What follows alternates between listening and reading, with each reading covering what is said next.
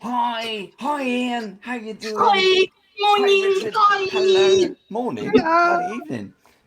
You're all shaking your Hi, everyone. paints. We're shaking the paints. Hi everyone. Dave here. This is Band of Badgers. There's Steve. There's Richard. There's Ian. And how do you get? There you go. There's Ian. Exactly. This is what is this? This is the last great British brush off of the 2023 year, and our last show. I think this is. We've been saying like getting to the end, getting towards Christmas, but we've got a big private game coming up, so we need to go off stream to do some of that. But we are continuing. I put the box down. I can't find it now. We are continuing. Oh, come on. Okay. Richard, did you get invited to a private game? I didn't get invited to a private game. Steve, did you get invited to a private game? Steve's never invited to the private games. Just playing on his own. Steve's not even talking to you. I do jobs in order. I'm showing your pig encounters box, and no, Ian, I didn't get an invite. What the fuck, Dave? But then I'm not surprised. There's only as so he much says, I don't. windows to go around. Anyway, so we're going to be painting up some epic encounters because we do love them so much. I've got the Manticore. I think Richard, you're going to attempt the Manticore as well. You're gonna Manticore up a bit. There we go. There it is. Lovely. Boom, boom. So we get knocked over. Ian just broke the spaceship. I'm doing the crab archon. Ian's got crabs, and Steve. I'm doing the goat man or the elementalist. I might try and do both. Steve's got a goat for Christmas. I've got a goat for Christmas. He's going traditional Christmas goat. And that's it. So in the background now, for those of you joining live, thank you very much. Tell us what you're painting. Hopefully, grab your paints, paint along with us. If you have any questions, do shout out. We don't have just one pro painter; we have two, and that is Ian and Richard. Don't get confused by Steve, and certainly not by me. It's the last time I get to insult Steve this year. Get in as many as possible. It's an occasion. Perhaps we should have like a ticker going how many insults you can get in one show. That's a great idea. We should do that. It should be Dave every now and again. We could do that. I'm sure we could do that. So anyway, there you go. You've got steamforged.com is where you can find these right now. All of the stuff we're painting is available right now. You can also find Richard, otherwise known as Warrior Prince 3D, at Instagram.com / whatever Warrior Prince 3D, and Ian, our fan favorite, is DragonBallIndustries.com. Go and check those out. They hopefully will be up on chat as well. Will be live links so you can join in. Now, as I said, if you have questions, shout out your questions. Even if you just want to say hi, please do. Keep them coming. So for example, look, I've got power. Dib78 says evening all. Evening Dibs. Hey, Dibs. What else we got? Chav Hunter. He says the Anchor Gods of Egypt for £40 is a great deal. Well done. What else is there? That's about it at the moment. Fluffy Catproof says hi. Hey, Fluff. Fluffy Catproof says I'm doing embroidery and cross stitching. No painting tonight. The muggle jobs tonight. Who else is there? Dibs. I'm painting a large Mystique figure that Richard, Mr. Beardy, printed for me. Dibs. So Dibs normally paints about 5 things at once, so I imagine there's a list coming through. There was a list coming through, and I couldn't work out what the hell was going on, but thanks for the context. Is that a big mech orc thingy? It hasn't stopped yet. It's like 2 Hulk heads. Yeah. And demon. We have a huntress. and 13 50mm silver wardens. So that is that's about right. 14, 15, 16, 17. That's okay. I can't even. I'd have to stop taking my socks off. My printing docket at the moment. I need to get this done. I've got that I'm doing, and that's about it. So much in the pile of potential, as JD Whittaker calls it and Adam calls it. It's a pile of shame, and I'm okay with it being a pile of shame because you should shame me and whip me across the streets. I'm kind of into it. But yeah, I mean, like, I've got so much Steamforged game stuff that is quite literally on my pile, like all of the Resident Evil stuff and all of like the Steamforged game stuff, along with I've also got Monster Fight Club's Borderlands Arena of Badassery. That's all there. But yeah, I've got a huge pile of shame at the moment. But like, yeah, Dibs, thanks for coming along tonight, man. Dibs, for anybody, for Dave and Steve, is part of usually mine and Richard's Thursday show, painting up the Monster Manual. He's always there and he's just always taking part in chat. So the dude's just awesome. And I think he spent more money with Richard than anybody in the world has spent on anything. Well done. Dibs, keep it coming. Top bloke, and I love him dearly. He is a new. Here's a Christmas challenge to the audience, especially to Dibs. How do you shake yours? That's what we want to know. How do you shake yours? Yeah, don't. Just don't. Now, we're also going to play some music. It's not Christmassy, but it is psychedelic. So if it's too loud, fantastic. It's not psychedelic. It's very relaxing. If it's too loud, do let us know. That's both. I was going to say the players, as to the painters, but also to the audience. If you're watching this on YouTube, you can definitely ask us to turn the volume down. It won't work. So whether we will or not is a completely different thing. Can you not see the dual chat in Streamlabs, Dave? We're only output into Twitch. No, we're not. No. We're not streaming to YouTube. I just mean if you're watching this on YouTube and it's 6 months from when we've actually filmed it, and you're asking us to turn the music down, we can't. Tough. Oh yeah, for sure. That's a big fuck you from Dave there. To anybody watching, fuck tough. you. Because you should have joined us live, quite frankly. So no. Oh, and also look. I don't think he's on yet, but you can see in the background. Look at that. There is a Christmas postcard from Dragon Skull. I need to put my finger in paint then. Dragon Skull Studios. Oh, nice. Yeah, it's cool. I haven't put mine up. I'll wait till he's on. What was that, Rich? I haven't put my Dragon Skull one up yet. I've got Herbalist's one up. But yeah, mine from Dragon Skull came through the other day. Oh, mine hasn't yet. Mine turned up today. So a big thank you to Dragon Skull. It has got quite the journey to make. Yeah, Cornwall is on the arse end of nowhere, and it's coming from the States, so absolutely fine with that. I've left my mini holder down in the fucking house.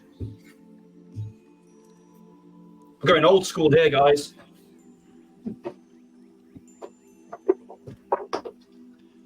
Glue tack to the top of a paint pot. So what's everybody painting? We went through that. I'm doing a Manticore. You're doing a crab. Did we do that live or did we do that before? No, we did that live, I think. Oh, I don't know. I'm losing track of it. Yeah. I went round the table and went, "Oi, you lot, what are you painting?" Yeah, you did. What? Here's a more on topic question. What is everybody hoping for Christmas? Steamforged Games, Epic Encounters, Army Painters, Speed Paints by the Army Painter, and just a little bit of hope. And a partridge in a pear tree. I would take the pear tree. And I love birds, so I would keep the partridge as a pet.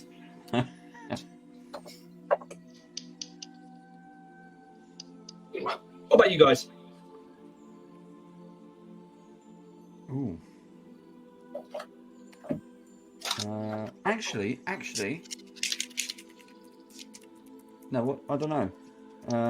There's a lot of stuff out, like the new IMAR. I would quite like, and I did put on. Well, I got a couple of things. So there's Spider-Man 2 because I want to play Spider-Man 2, and Assassin's Creed because I want to play Mirage. But roleplay game wise, I'm hoping that I get the new core book for Pathfinder. Me too. Cool, good. Oh, and Myths. Is it Myths? Myths and Monsters, Legends and Myths. What is it? The new the new monster manual for Pathfinder. No. The MCDM. No. The brain has left me. It has been a hell of a week, and I'm hoping my work team, my work family, we have our Christmas lunch on Monday. I just need to make it to Monday lunchtime, and then I can turn my brain off for a little while. Nice. What about you, Richard? What's on the Christmas list for you? A printer that works and doesn't give me faults. Man, I know. Because I know that I chat to you pretty much every day. However, please enlighten the rest of the badges as to what's going on. I've had a wonderfully dramatic week with printing in the last week or two. I have lost 2 printers. Oh. I have, in the last 2-3 weeks, the 2 screens that I've replaced within the last 3 months have both gone. Oh. My Anycubic M5S new printer that was supposedly all bells and whistles, all auto leveling, new technology has packed up already, and I've had a glorious time with their tech support trying to fix it and their turn it on and turn it off again mentality. Yeah. I've struggled with my my Viper, which is my 3D printer that's down. I've had and I used Anycubic for so long with the Photon S and it was perfect. And then I moved to Elegoo for the next resin printer. And I've not had an issue yet. Screens come and go. That's fine. I get that. But the Viper, when I moved it from the Ender 3 to the Viper, because it was all singing and dancing, self-leveling, X, Y, and Z, I have had nothing but issues with. And I know other people have had next to no issues, but my particular one, I had it replaced after 6 months of trying to hassle them into not just sending me the same repeat parts. And then... now I've just got more issues again. And I'm like, you know what? I might just close down the FDM for Christmas, not look at it, put it on the naughty step, give it a lump of coal, and then see what happens in the new year. What if you come back and it's printed a lump of coal? Then hopefully it'll start shitting gold. Rather have a goose that laid gold eggs. I also bought 2 new Elegoos this week. Yes. And one of them should have turned up day before yesterday. Amazon ticked it, said it's delivered, and no printer in sight. Oh, what? So I've got to wait now until tomorrow to be able to actually start processing the refund. And then the argument's got to start, because the fact is I had £100 coupon with it. On it, yeah. And obviously I want it at that price. So they should just replace it 1 for 1. Well, that's it. But all the bells and strings and roundabouts you've got to go bloody through. Well, get it all out the way before Christmas. Well, that's it. I'm trying to turn the shop off this week and actually have a bit of a holiday. Oh, nice.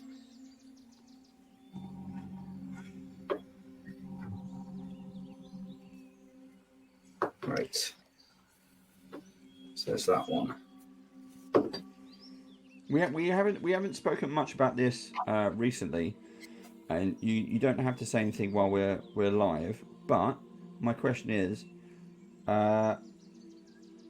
there any kind of further decision on UK Games Expo for next year? I mean, I'm hoping to be there as a punter, very much so, but it's all down to kind of hotel prices. I think we looked at some of the hotels that aren't the Hilton, and it was like £700 for 3 days. So we'll see as we get closer to that. Yeah.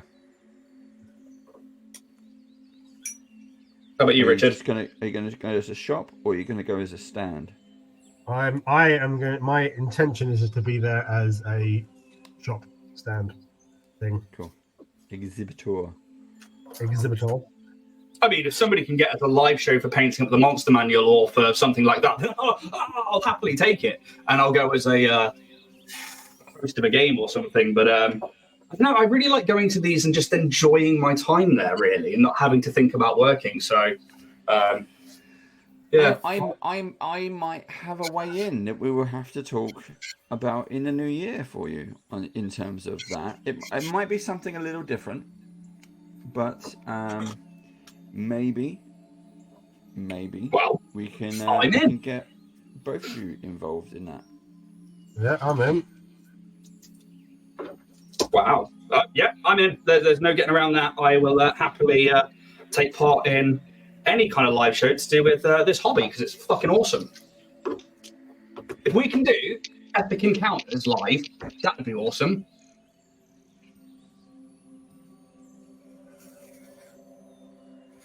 Cool. Good silence. I think so. No, I was trying to concentrate. Like, oh, what did he say there? I had to take power away from my mouth to fuel my fingers while I'm painting. Glad you added that last part. Yeah. The blood goes where the blood goes. Hey, baby, it's all right. The blood goes where the blood goes. It's not my fault. Right.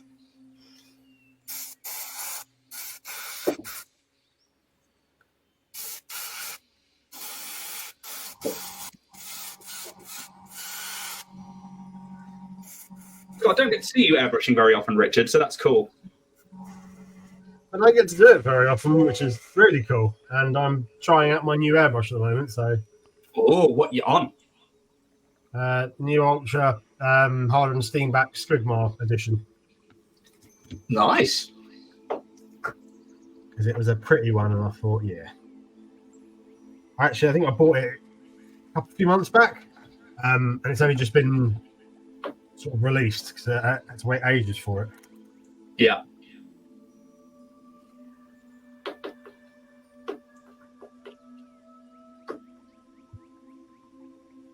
So bringing it back to the Steamforged Games things, I'm going to point out something with these particular minis. I really like that.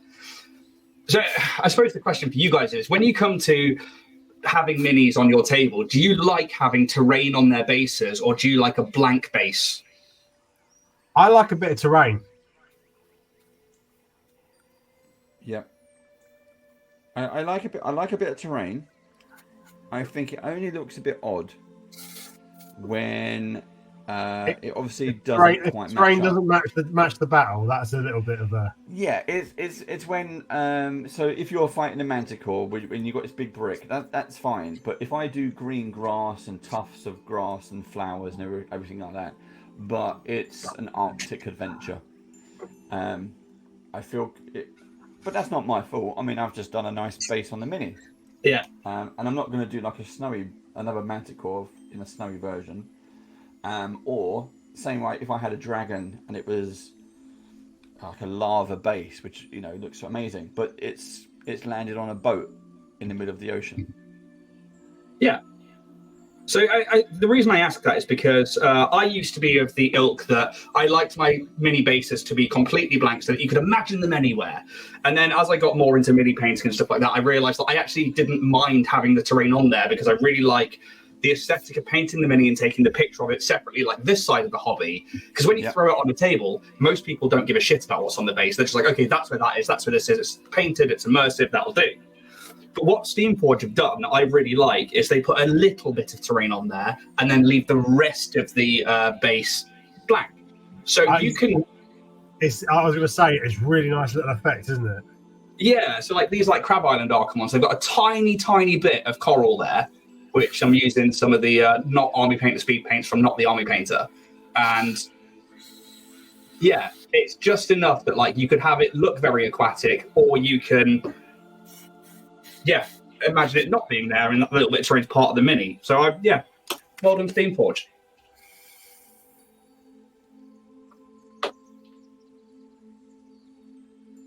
Steve never answered that question, though. Hiding back there. I like bases that are decorated. I like big bases, and Steve I like big cannot lie. bases. Yeah, and I tend to stick my minis on larger bases than there actually should be going on as well. Like I'll put a medium-sized mini on a 2-inch base so that it can be decorated more. Yep. But then I want to put it on the shelf and not use it on the table because I've spent so much time doing it. Yeah, it's I had a sci-fi Dragonborn a while back, and I put that onto a large base so I could put like stairs and stuff and have it look like it was in like a proper scene. Yes. Yeah. Yeah, big fan of that.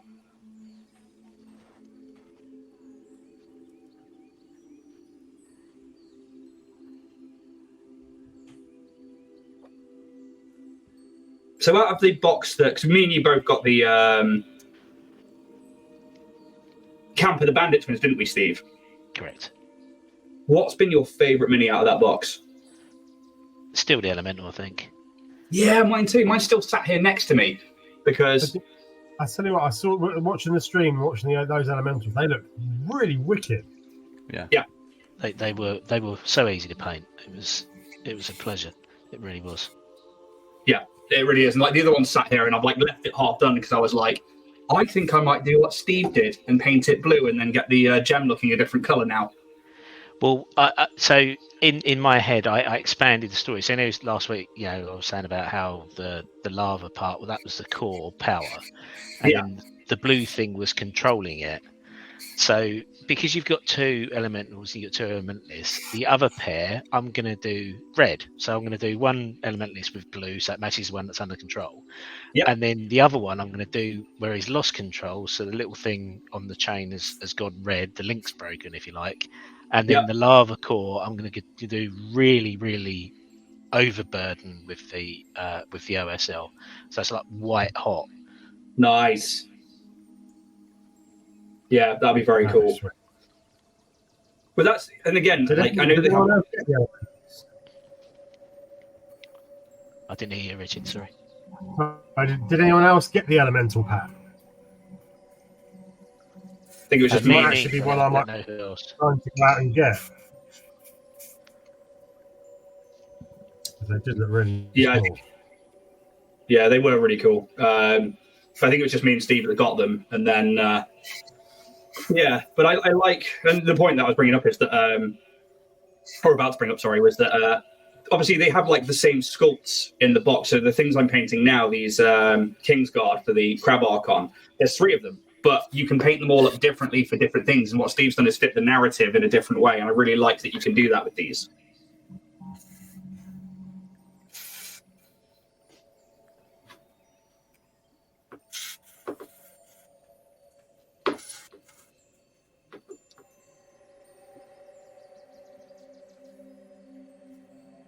And this time, Richard, I'm putting the red on early. Yeah, but this time we can use airbrushes to dry, don't forget. Oh, yeah, we don't have an hour. Yeah.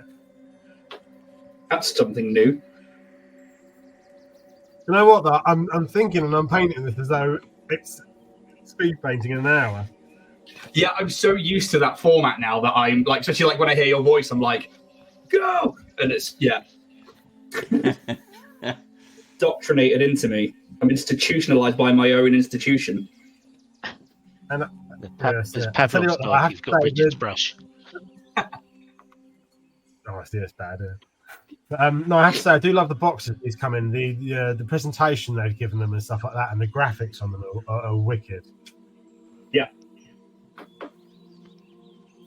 It's like when Rich last week said that they were changing the artist. I was like, no, I love this artist, but I imagine they would only get better. So I guess we'll find out when, because the Nulls will come out soon enough, and that will be the next installment of Epic Encounters, I guess.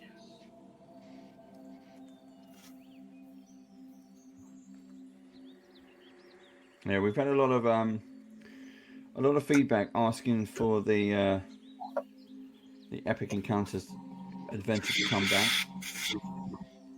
which is good. Nice. We like it when people tell us what they want us to play and what they want us to see and stuff, which is good. Always helps. Yeah, for sure.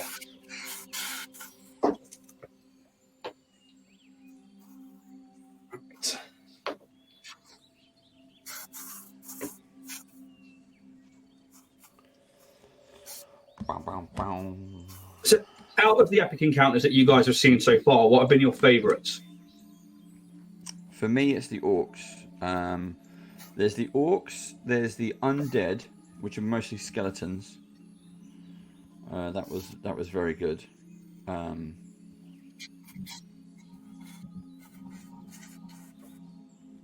think those are my favourite sets so far. Nice. I say with it, they were the ones we looked at a while back as well, weren't they? With the orcs and the undead. Yeah. And they look really cool. What about you, Richard? Orcs and We have I quite like this manticore actually, to be honest. Yeah. It's a good mini for a manticore. Mm-hmm. We have Fluffy Cat Proof. Fluffy Cat Proof? Fluffy Cat Floof. He's saying Steve's paint palette looks very, very clean. That's because it's brand new. I forgot to use it last week. Yeah, give it a few sessions. It's turbo. Yes. Yeah. I really want to get some of their color shifters. I still haven't yet, and I know that that's me lagging behind. But like, there's so many things now, especially like even things like this that have the carapace. The idea of doing them in iridescent colors, for me, for that shittiness kind of bug-like look, and I really want to get some of those. I also want to put them through an airbrush and see how they act. Mm.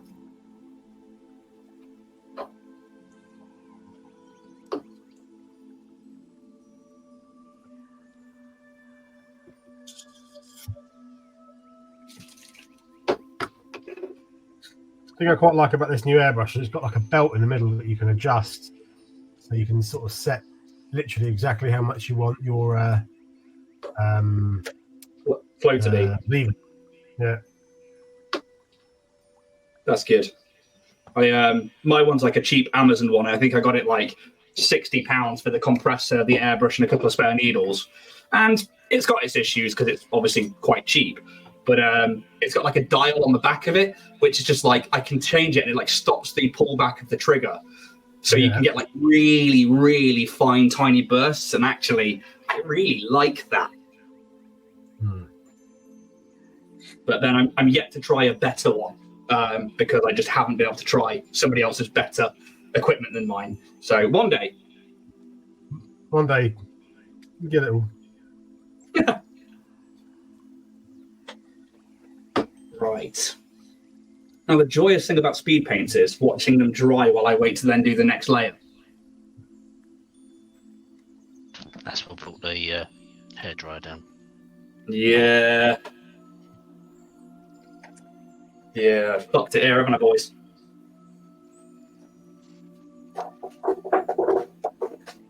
It's all right. We'll get a fan out. Find it.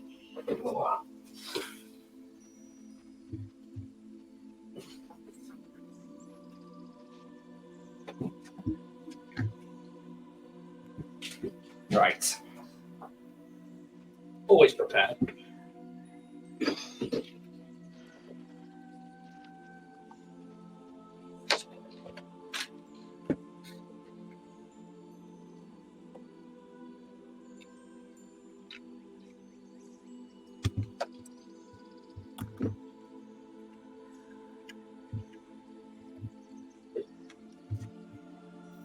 Let me know if that's too loud. I hear it. Awesome. I sit here with a fan pointed at my minis for a minute.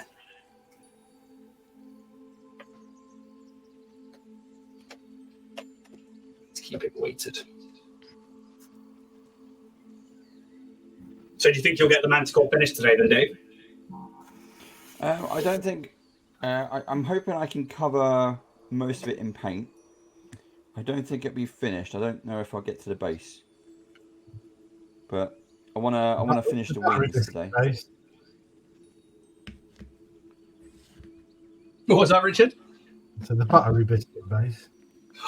Boost, Buttery boost, biscuit boost, base. boost. Have you seen?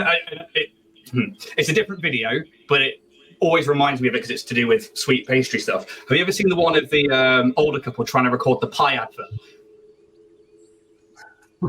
No. I'll send it to you in a bit. But there's this one. Basically, it's like a crunchy, crispy filling, and he just cannot get it right, and he keeps getting it wrong, and he finds it hilarious, and everybody else is getting really frustrated. And it's just like 5 minutes of this like blooper reel of this advert, and it's just like, yeah, that buttery biscuit base always reminds me of it. Just do it. Just do it.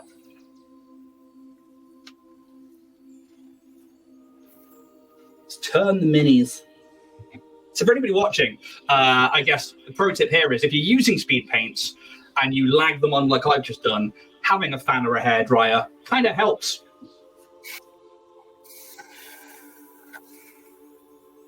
But hopefully we'll get a nice transparent finish on these.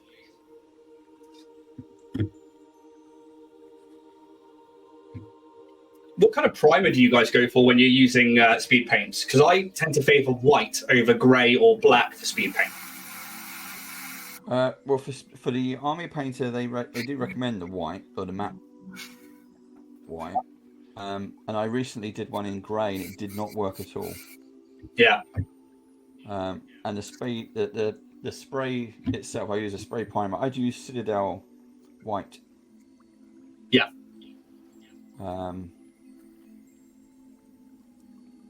No particular reason. And you can get it fairly cheap on Amazon. Yeah. I use a Plasticoat acrylic primer from Hobbycraft because it's pretty cheap there. But I also like its coverage and it's not too thick. Otherwise, it's usually Citadel black, matte black from the Army Painter, or Vallejo black airbrush primer. But for speed paints, it's usually always the white. Yeah, I've used in the past. I've used paint on Vallejo primer. Yeah. When I was first getting started, and then I've switched to. And it's only in the last year or so spray can priming, which is again saves me so much time. Yeah, absolutely. I love the airbrush primer from Vallejo, but because it takes a little bit longer to dry and it's a bit more finite, although it's so thin and like you really get this lovely thick, this lovely dense color but thin coating. Yeah. It just takes a little bit longer, and I'm a bit impatient, so I think that's what I go with.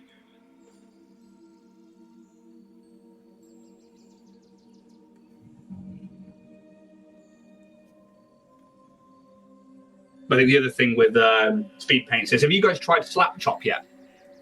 No.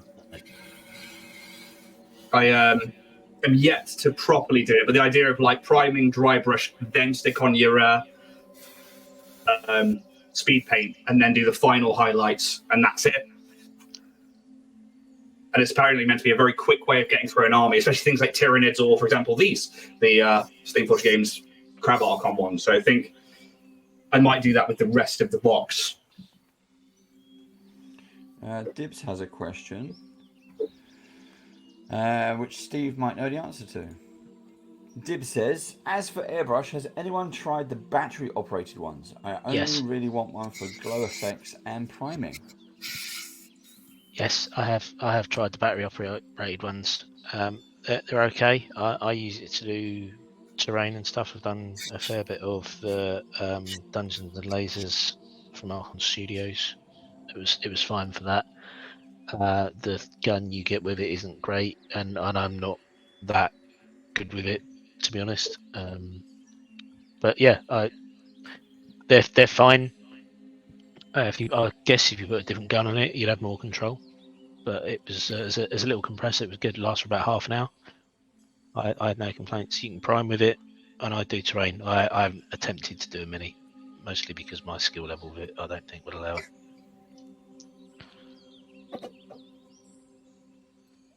How noisy is it, Steve? You like, Probably could about you as put it on loud a as stream? your paint shaker. Okay. Oh. Because I hear that more than I hear Richard's airbrush compressor. Yeah. So I wonder if that's just the tone of it or something. It might be the distance from the mic as well. Yeah, I true. guess. My compressor's been moved to about 6 to 8 feet away and put into a printer box surrounded by packing foam. Overkill.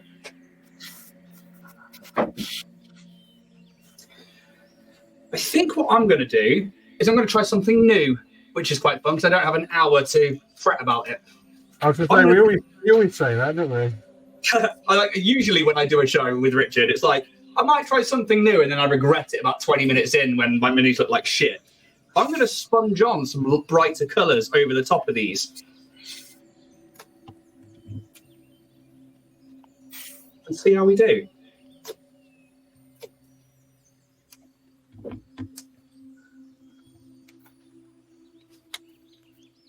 And Dibs, I think I bought mine.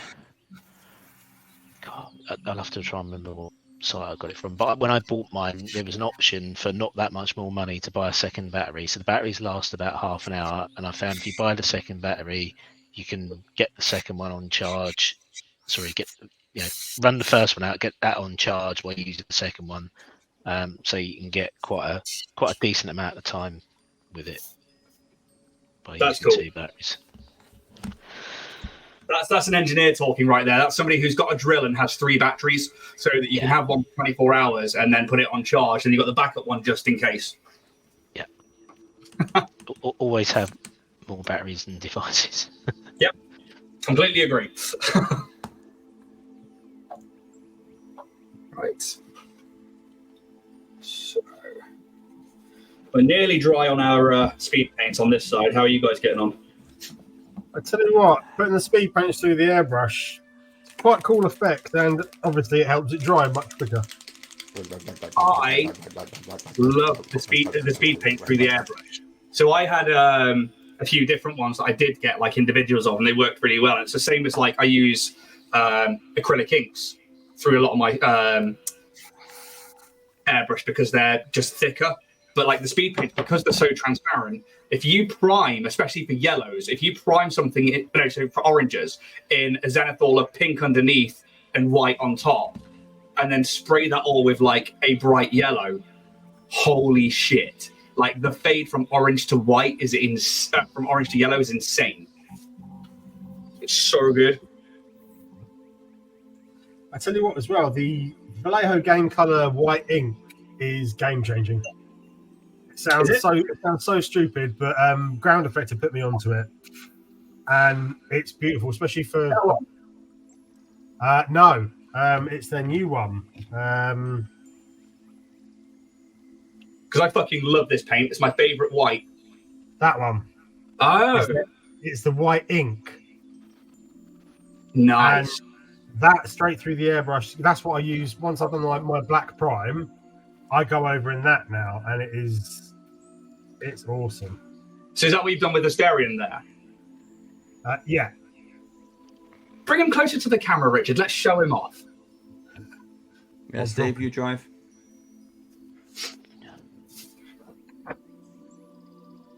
There we go. Because that kind of zenithal is awesome. The fact that like you've obviously primed in Vallejo black and then hit that from the top with that airbrush, and that's smooth, man. But it is, as I said, the ink is beautiful. It's very, very cool. Yeah, because that's essentially what these are, is inks. The high pigmented acrylic inks, which is what I use for again a lot of terrain, especially like the blacks and the browns and the sepias I use for shading things. But I also use those for shading minis, which is weird to say that like you go underneath an arm and then you start spraying with a really thick ink. I thought nuts to begin with at first, and then it was became a standard for me when I want to really go for some heavy shading.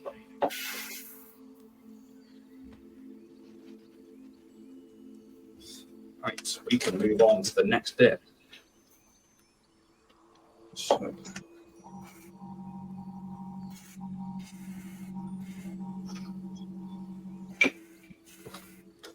These have got a lot more scales than the D&D Beyond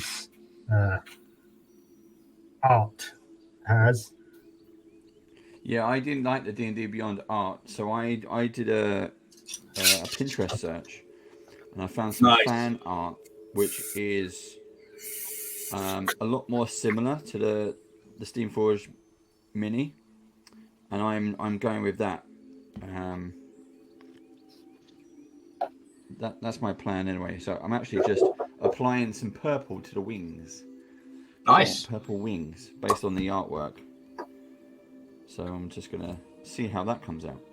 No pun intended. I'm just winging it. I'm having a look at some bright colours, and I'm going to have some fun. I say I winged it a bit, and I did Nuclear Sunrise. That's awesome. That's so Nice. grim.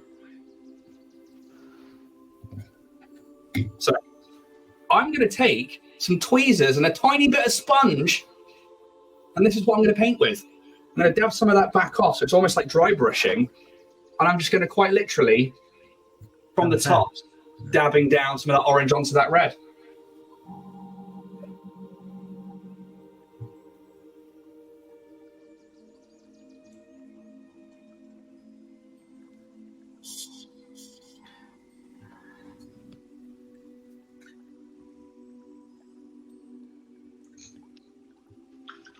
I need to find a fleshy colour.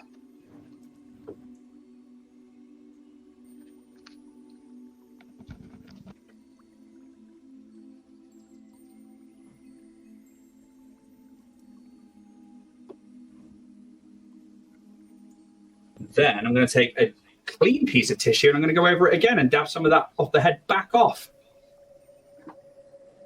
As you do. That's it. It should give me a rough highlight without any hard lines or anything. There we go.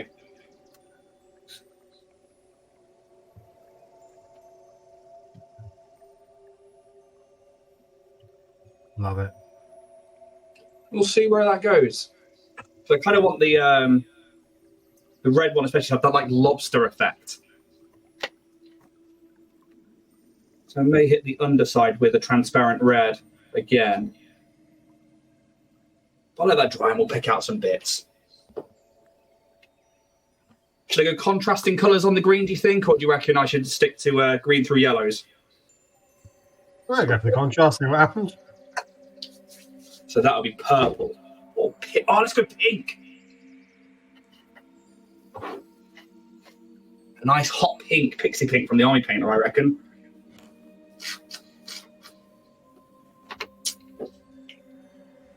Yeah.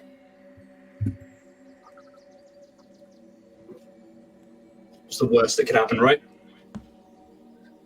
Nothing whatsoever. But I mean, that's another thing that I really like about the Epic Encounter stuff is that because you get several different ones of the sculpts, you can like test things on them. So I'm all for that.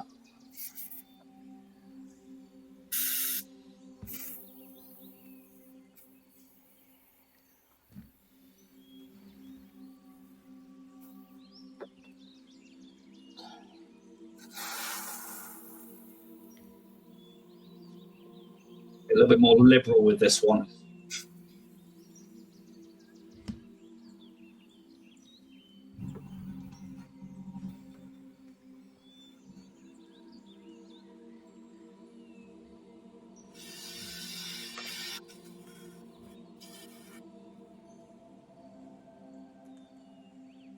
That's the contrast in pink and green. Oh yeah. That's all right. Oh. And give it some like nature spots or camouflage.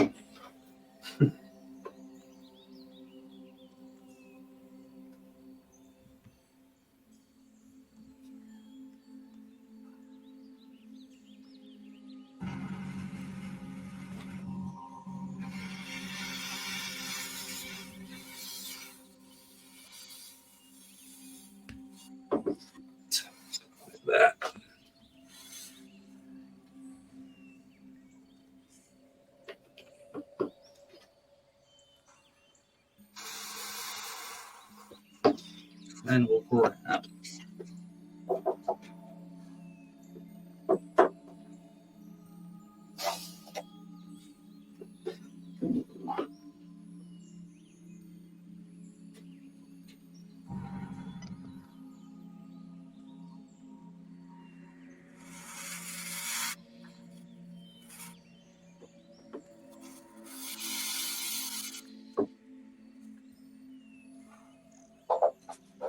Have you guys seen the cartoon style of painting minis where it's just like one solid color and then they use like black lines on it? Yeah, some of that is really awesome.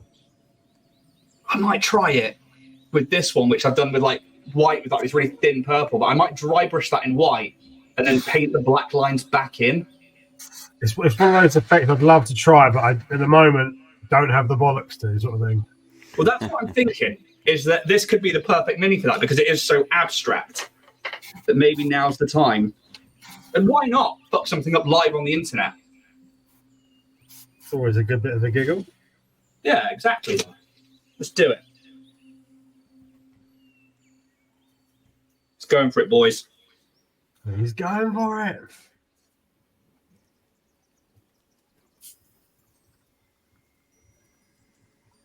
Let's dry brush on the excess white, and then we'll see where we're at.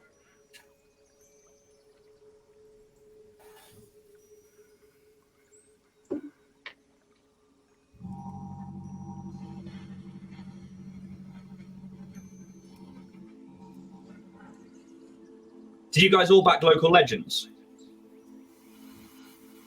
I did, yeah. I went all in for local legends. Yeah, me too. Looking forward to. Well, they've started putting out the teasers, haven't they? Yeah. It's all looking very good. Did you read through the PDF when you got it? I haven't, no. Sorry, what was that, Richard? What's local legends?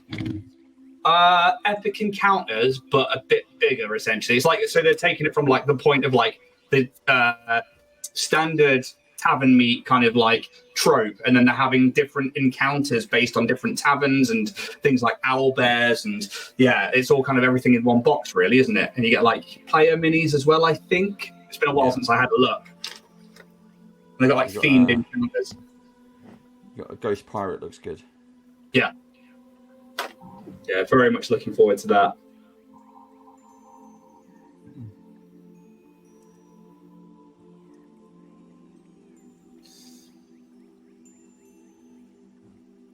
Did you see the Predator I painted from Rich? The skin I did on that was awesome, and that's from... yes, did. So I did see the Predator that you painted, because I remember like making some funny comments about them.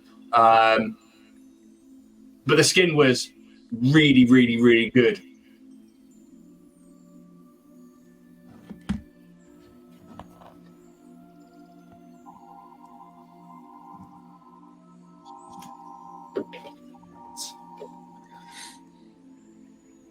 Problem is, whenever I think of manticores and stuff nowadays, did you guys ever play Heroes of Might and Magic?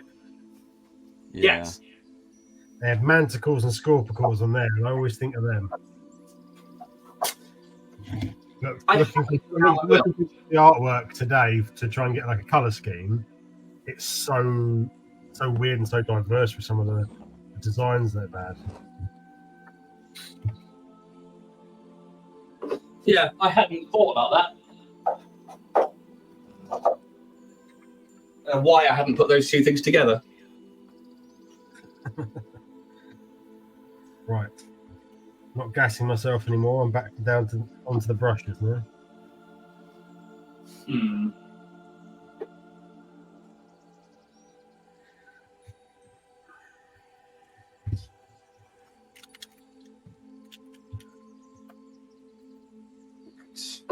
To find my decent black.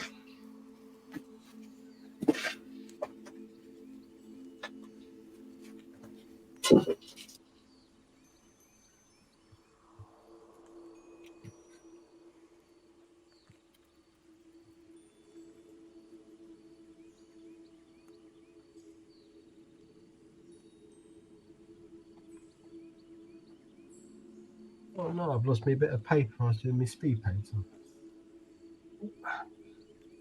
no, that was it. I stole the kid's Pop-It toy.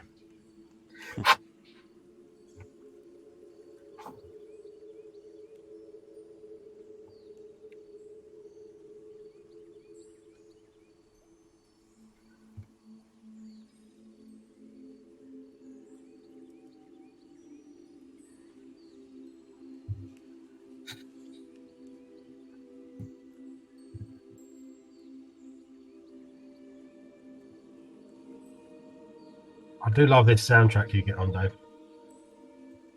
I like it just because it's something a little bit different. It's nice and calming. Fits the mood perfectly. It's royalty free. It's royalty free as well. And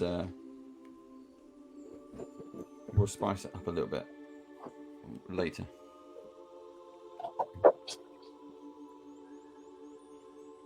So you don't get to hear the music when we're playing, really, do you, Richard? No. I'll work out a way of getting that to you, really. I think that could just be Discord being like, no, we're not sending that. Yeah, we're just not going to do that. Doesn't deserve it, clearly. I mean, you said it, not me. Right.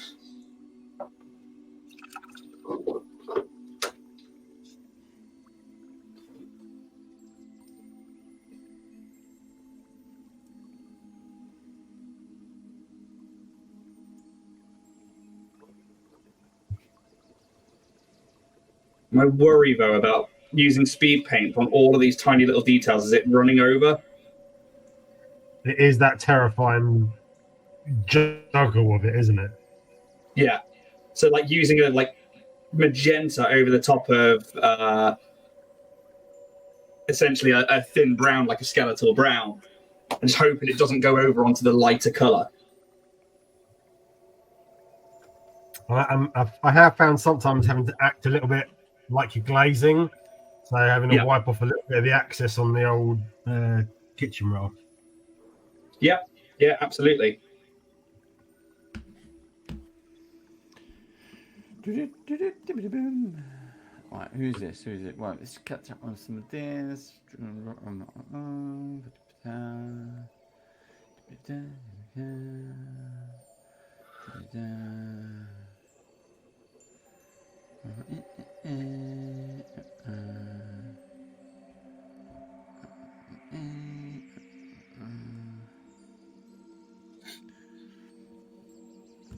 What do I know? Oh, I missed a bit.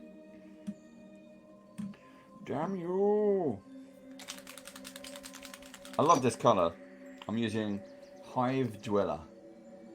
Oh, nice. Hive Dweller purple. And when it dries, it has this gorgeous kind of silky purple color. Really nice. I really want to get a decent purple. I don't have a purple speed paint at all, and it's one of those colors that I'm finding, especially with Starfinder, that I'm starting to use more and more and more and more. So I might have to invest in that particular one.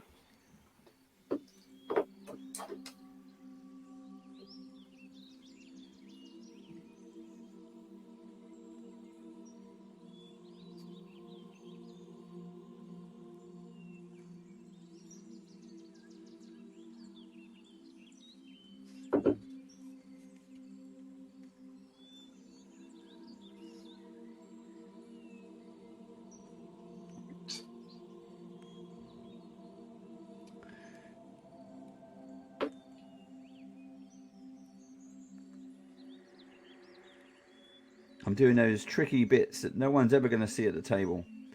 I'm concentrating far too much on them. Yeah, there's one big starfish at the base of these ones, and I just don't want it to go over. So that's where my concentration is. I'm trying to get the light in the right place as well.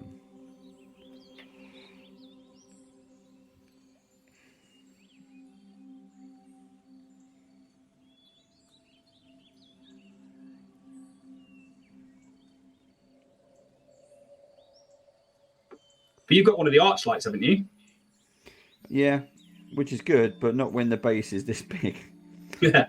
Because I've got it upside down so I can paint under the wings and in the crevices, but then the base is obviously creating shadow from the light above it. Yeah. So it's only the side light that's really getting me, really helping here. How'd you guys find the arch lights? I just saw an ad on social. I started following green stuff, and then it came up, and I was like, oh, I'll have that. I'll pre-order that. And it's the same with the spinner. I saw that. I was like, oh, that sounds like fun. How's it been, though? Like the spinner and the light? Oh, I found using it a lot better than the old direct light. Yeah. A lot better.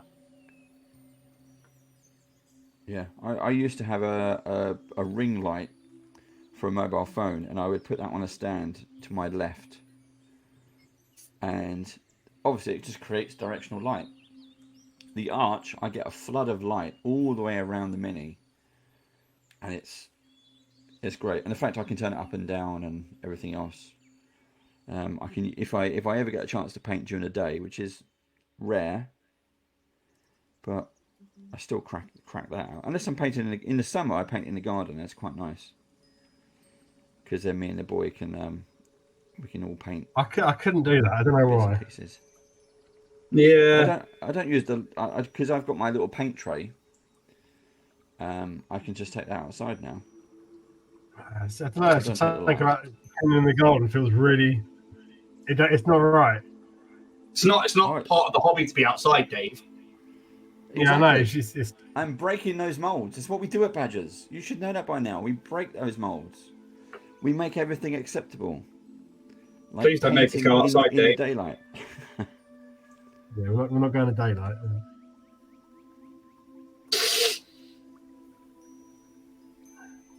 Fresh air, and there's real birds tweeting. Sounds awful. I'd like it on a backing track. That's it. A gentle summer's breeze to dry the paint for you.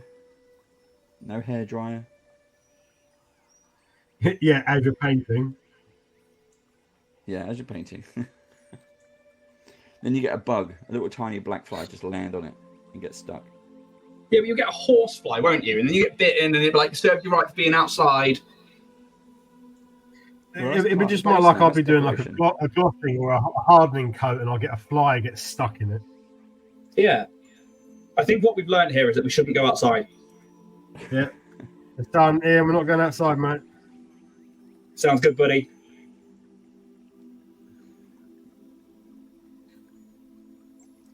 I mean, Dave doesn't let Steve out anyway. No, he goes back in his box. Daddy, can have you ever seen? Him. Have you seen the film Airplane? Yeah. Right, comedy classic, and in that, I don't know if it's part 1 or part 2. Are you trying to suggest that I'm the inflatable co-pilot? Yeah, the inflatable autopilot. And after the stream, he just deflates and goes back in his box. Surely not.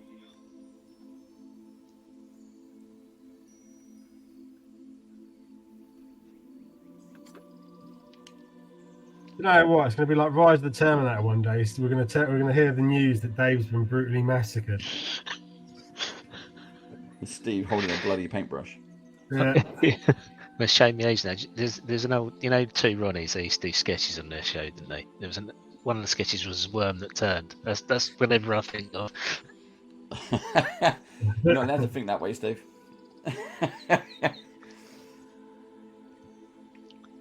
And it won't be the John Wick line won't be with a pencil. It'll be with a paintbrush. I don't think I've told you, Richard, how much I appreciate you being on the show with me. Why, thank you, Ian. That's all right, friend. Now get back in your box. No, let's promote Richard more. Let's treat him how all apprentices on a show should be. Apprentice? No, more than that. Underdog. Be careful with your words.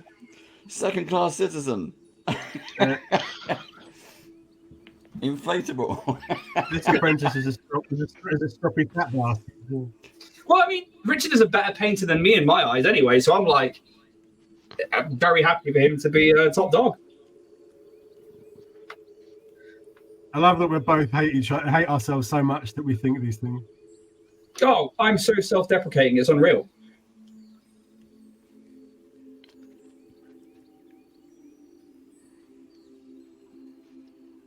And I go red every time Dave puts pro painter in front of my name, and I'm like, oh god, I'm a piece of shit.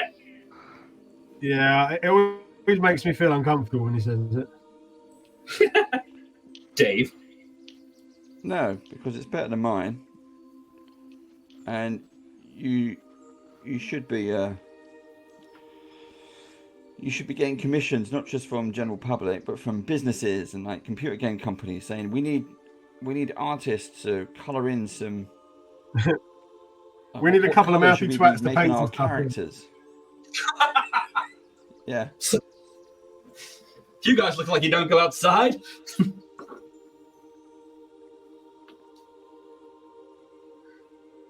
Saying that, there is now photographic proof that we went outside I know. and met people, At least it was including other Isabella and Dave.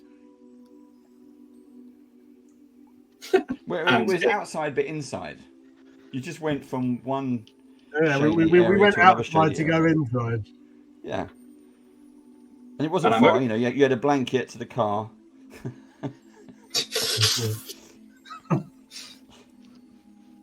The sunlight, it burns my ginger skin.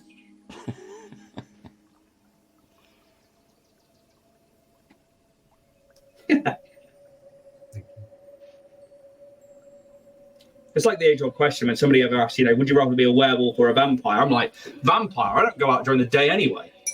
Nah, lichen all the way. Fuck no, vampire all the way. Lichen. I don't like where this is going, Richard. You have found their divide, the line. Your choice sucks. Yeah, but so do you. I'm all right with that. Yeah, I don't know. Why would you go lichen then? My spirit beasts are bear and wolf, and I've always been that way. And I've loved lichens since I was a wee lad. And I just prefer that sort of nature. Fair enough. Yeah. I loved Underworld when the Underworld film came out. The very first one. Yeah. The very first one when it was cool. Yeah. And yeah, I loved that whole war thing, and it was brilliant. Yeah, I like that. But I am team vampire. I always have been. One, you don't have to breathe. You can go underwater anytime you want. Not a problem. Want to go to another country? Just walk across the ocean floor. Sorted. Yeah. Other one, you get to dress like I normally dress anyway, and you don't smell like wet dog. So, yeah, I'm all there for that. And if Blade taught me one thing, vampires have awesome parties. Yeah, and then get cut up by a daywalker. Yeah, but I already am a daywalker. Yeah, that's it. So Really, yeah, I hope they get their werewolf finger out and remake the films. Blade. Sorry, Dave, what was that? Best werewolf films, or are they all good? Dog Soldiers. Yeah, Dog fucking Soldiers, awesome yeah. film. Such a good film. Have you seen Silver Bullet? No. Potentially, you'd have to remind me what's going on there. Silver Bullet is I'm not sure if it's actually a horror film, but Silver Bullet is a great story because it surrounds a small American town, as they do, and there's a bunch of mysterious mysteries.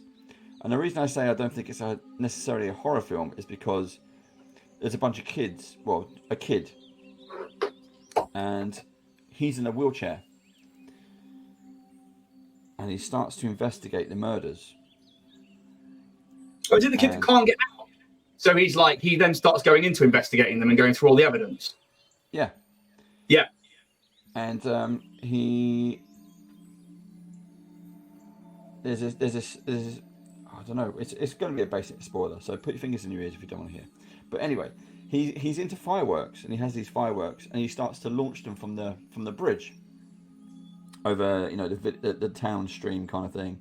He's on his own, and he hears these footsteps, and so does the audience, and he turns around, and there's a giant wolf man, and he fires the firework into its face, perfectly timed, and he hears it like, and it runs off, and he goes, right, that was a fucking werewolf.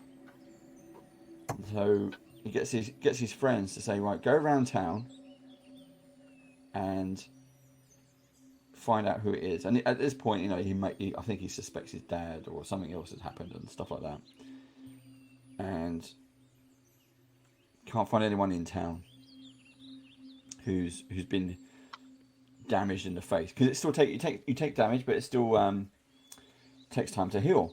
So in your human form, you would still be damaged.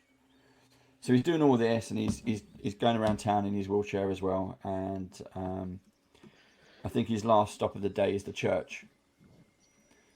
And as he wheels himself in, and he's priest did it, doing bits and pieces. Yeah. And the priest turns around, and the priest has an eye patch over his eye and burn marks. And it was great. Mm. And he's like, oh my God, it's him. And then the next night, or the next moon, the priest comes after him. he slaughtered them all. No. It's a good film. So that's why I don't trust the clergy. Not a happy ending for the werewolf. So, best vampire film for me is Interview with a Vampire, because that's one of the things as a kid I remember watching that I shouldn't have been watching, and then going, it's fucking awesome. I like that. Have you seen the TV series yet? Yeah, I was a damn good film. No.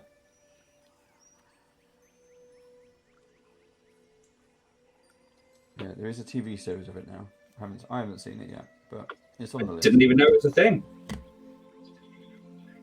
Yeah, but yeah, I really did. I thought the best bit I liked, you know the bit where Brad Pitt kind of every now and then brings you up to speed what's going on.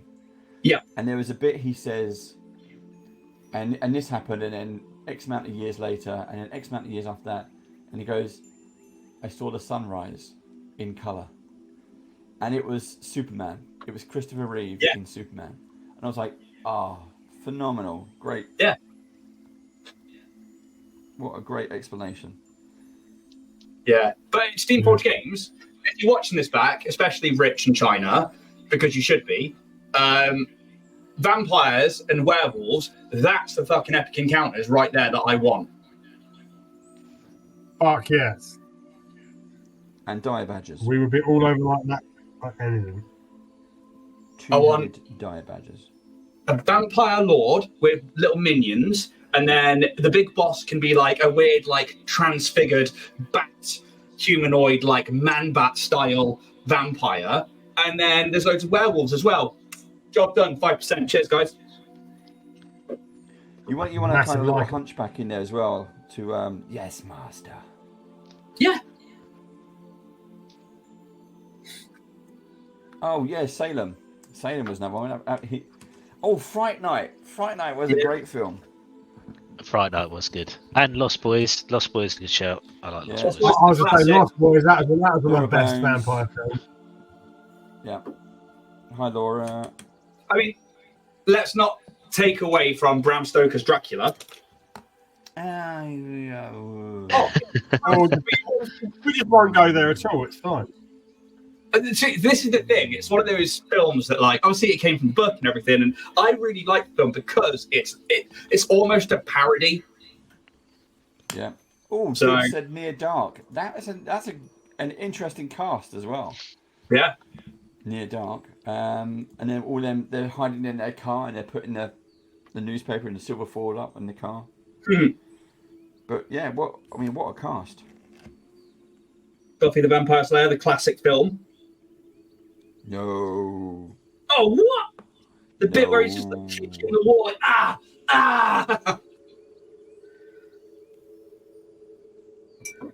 I also grew up watching the series. So that was the film that birthed the phenomenon. Buffy the Vampire Slayer, where this series was all up in my childhood. Yeah. That was back when you used to have to watch a series, an episode a week. Oh, God. The dark times. Yeah. Ugh. Before the Empire. The heathenous ages. Oh, God. Can you imagine going back to that now? Don't. What do you mean I can't binge watch it? I mean, well, actually, no, saying that, we are going back to it because Disney have done it. Like releasing Star Wars once every week, and you're like, Yeah. Let me binge. Yeah, but at least then you have the opportunity. You could wait however many weeks and binge. Yeah. Very true. Very true. But could you imagine having to go back to like dial-up and stuff like that? Ugh. That would be the painful thing.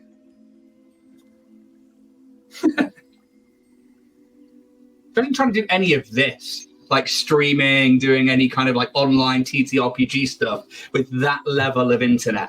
I mean, I know that mine's been at that level sometimes doing shows with the Badgers, but like proper level. Oh, it'd just be awful. It would not be a nice experience.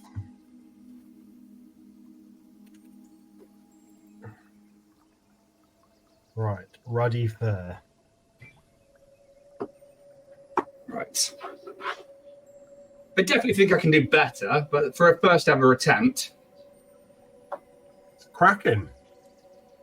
No, it's a sea monster, but it's not a kraken. You sure? I'm going to tidy that up. Dibs is watching Reacher. Yeah, we're looking forward to the second season of Reacher. I need to keep watching that because that looks. I've got most of the way through the first season and it's brilliant. Yeah. Oh, it's very good. If you like Reacher, you might like. Stallone did one where he goes to a town and he's kind of like a bit of a. Is that the one where he's like an old gangster sort of thing? Yeah, Tulsa King. Or King of Tulsa. Yeah. And I quite liked it, but I harked it back to Reacher. Reacher is, the do-gooder who comes to town. A bit like when Rambo first came to town, but that all went wrong. This is. That sounds like a shit Christmas film when Rambo came to town. Yep.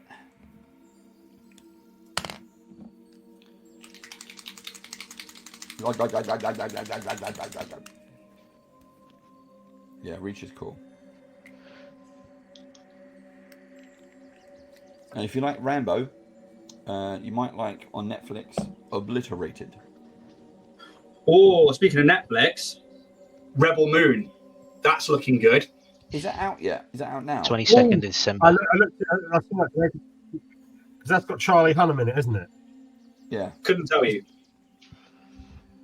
Some of the press reviews are in, from and it's Sons of very Anarchy. mixed. The press reviews weren't great, but I saw them. Yeah, still looking forward to it. Do you trust the press reviews or anything? No, so I'm still looking forward to it. I still watch it. Yeah. I still watch it. Make up your own mind. Be your own reviewer.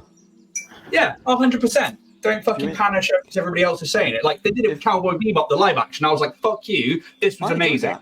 Yeah, I enjoyed that. It's fucking incredible. And I was not into Cowboy Bebop, but I loved the TV series. Yeah. Dave, breaking my heart, Dave. No. My achy breaky heart. What's Cowboy Bebop? There you go. Richard. So, Cowboy Bebop is essentially it's quite an old anime now, which it's set in future Earth in the solar system where we've breached past our atmosphere. We've like colonized Titan, Mars, all the planets of the solar system. We reach beyond that as well to do like shipping and stuff. And it's this like dystopian future. And it follows the Bebop, which is a ship and these two bounty hunters to begin with, Jet and Spike Spiegel. Spike is an ex-criminal syndicate member, so this is like the Yakuza meets the Italian mob. And then Jet is a high-up police officer, and now they both have come together. Jet's open about his past, but Spike isn't. And they basically go out capturing bounties all day long. But Spike is this sort of like anti-hero where he's left this crime background.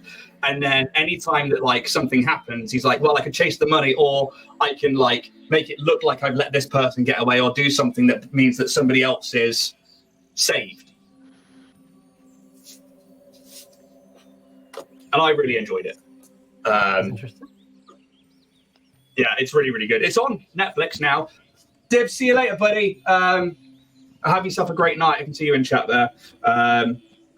Yeah, so it's... but it's like each individual episode like has this like really weird jazz backing track to it because Jet loves jazz. And yeah, it's this really interesting, for me anyway, anime that when I watched it as a kid, I was like, this is my life. And I am everything about this now. Everything is awesome. Yeah, very much so. I would advise watching it just to say you have. We have Hagley is in the chat. Hey, Craig. Hi, Craig. We got your card, your Christmas card. Thank you very much. There's mine in the background. You'll see it if you're looking at the screen. There it is. Thank you very much. And I got some. I put those 2 stickers that you sent me. They're straight on the board. So I've got loads of Dragon Skull Studios all over the board. Nice. I live in the arse end of nowhere, Craig, so mine will take ages to get here. Yeah, the But I'll postman text is you as still soon as it walking. does. Yeah. Aw, I love my postman. Hey, Jeff, if you're watching.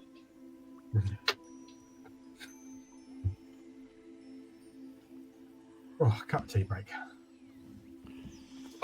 My kettle's so far away. I really want a cup of tea.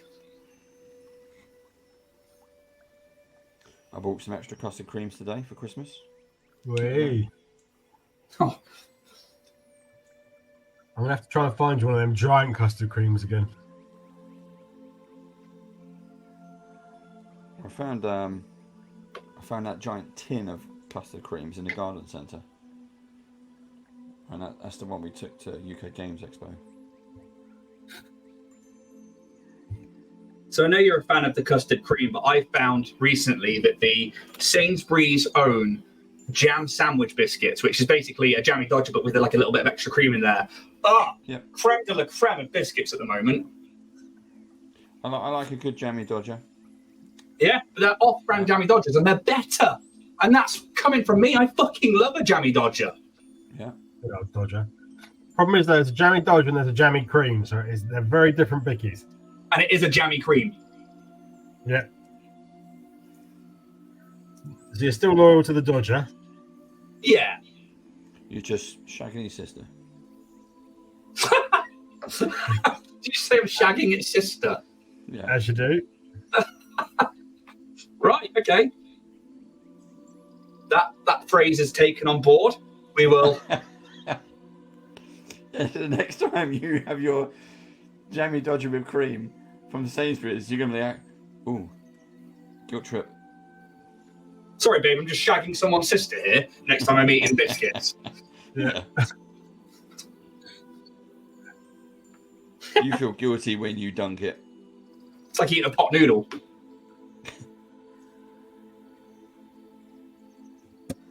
Hot noodles used to be, when I was a kid, I used to have,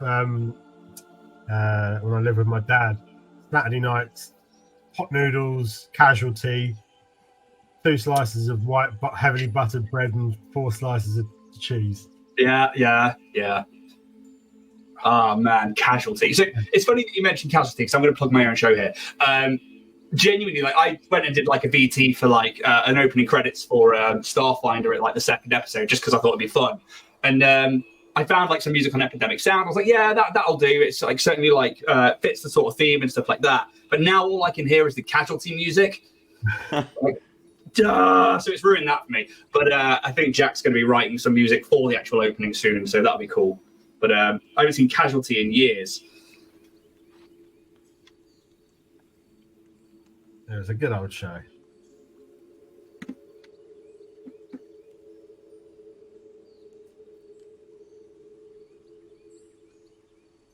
Right.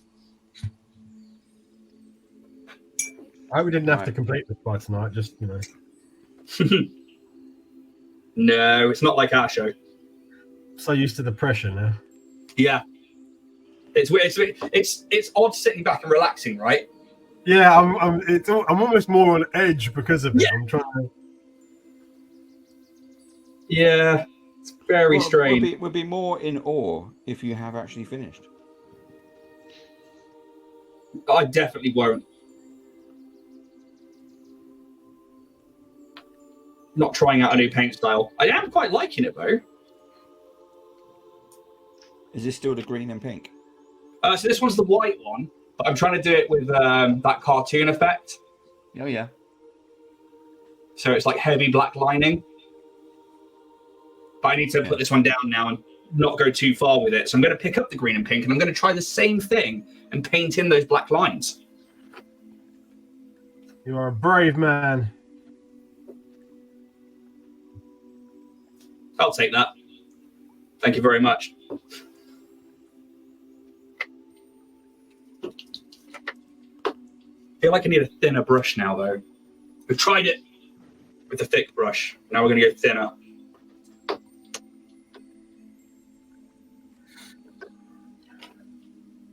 But I will say, like, the detail on these is lending to this particular style quite easily. To bring it back to Steamforged games. I will admit, and I'm not one to admit such things, but the detail on this is impressive for a resin injection. Yeah.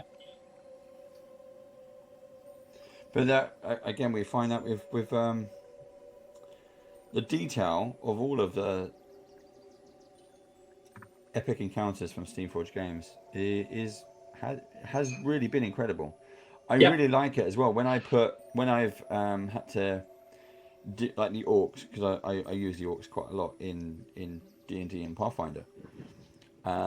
Their stances, their poses, and their weapons, and of course, when you roll out an orc riding a polar bear, the player's jaws drop. It's great. It's like, here it is.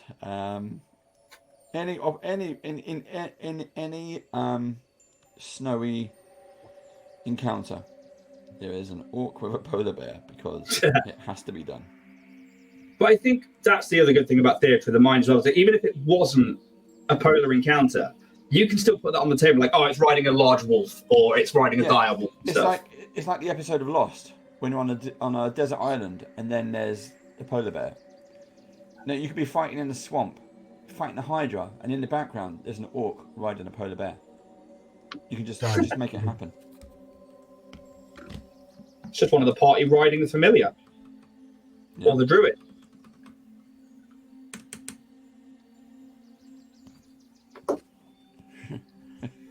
Who's riding the druid? The party orc, the barbarian, clearly. Yeah.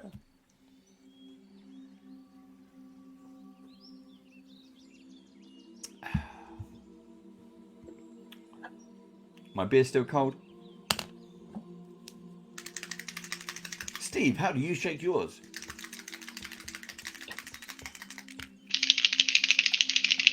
There you go. For as long as possible until my arm goes tired. Stop. There's the secret. Do you lie on your arm first, or? Stranger danger. It's a sleeper shake, yeah. It's Christmas. Let's let it feel like somebody else. It's Christmas time. Why did that sound like you were crying? David and Num are crying alone upstairs on Christmas Day. This man handles his own junk. Yeah, that's why I got tears in my eyes. We wish you a Merry Christmas.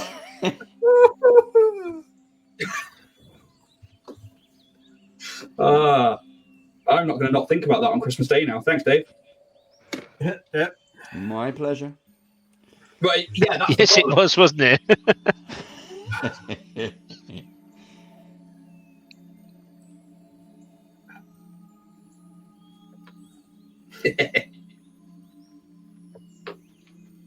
You are more than welcome to think of me on Christmas Day. What about on any other days? Well, you can Try do, not to. but Christmas is a special kind of warm, isn't it? A special kind of warm. A special kind of warm. It's that warm feeling when you wake up in the morning and you go, oh, Dave. Oh, Dave there. Babe, this is Save going it to be for a bit Games Expo. Save it to for hear me Games out. Expo. I've got a picture of Dave with some elastic on it, and I just need you to put it on the back of your head.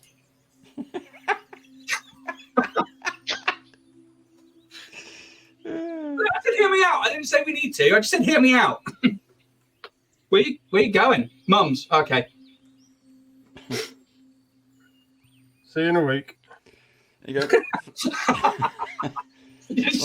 Richard putting his feet up. See you in a week.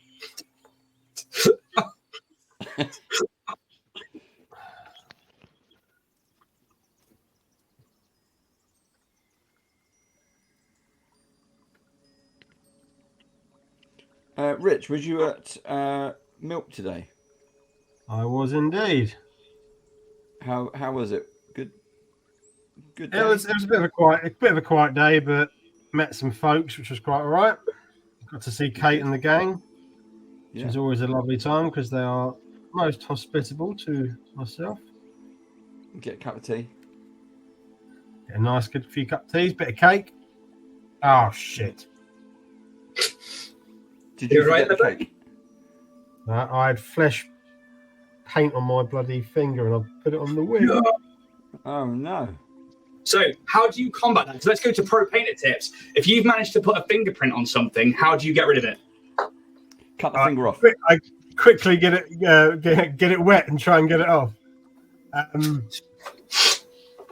try not to wash off too many layers. Yeah.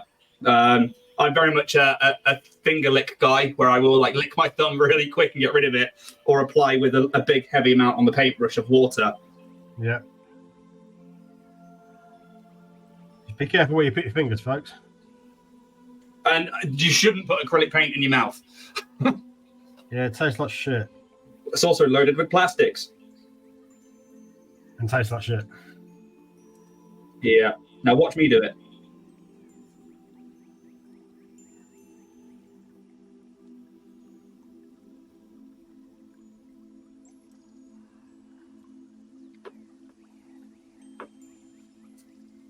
Has anybody watched The Grinch yet this year? God no. No. Oh, what? Not the Grinch. We've done a few shows, but yeah, not the Grinch. So The Grinch and Nightmare Before Christmas are a must-do at the start of the Halloween and the Christmas seasons. And I get to watch Nightmare Before Christmas, both of them.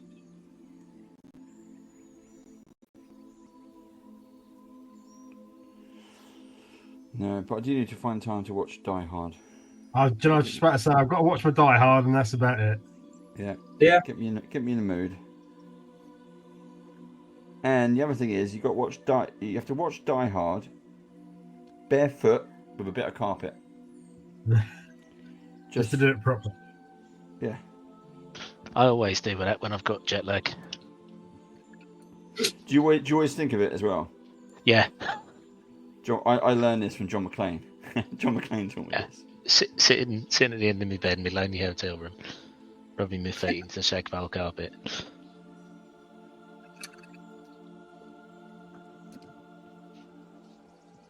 Do you then hear gunshots from the hotel lobby and go, oh!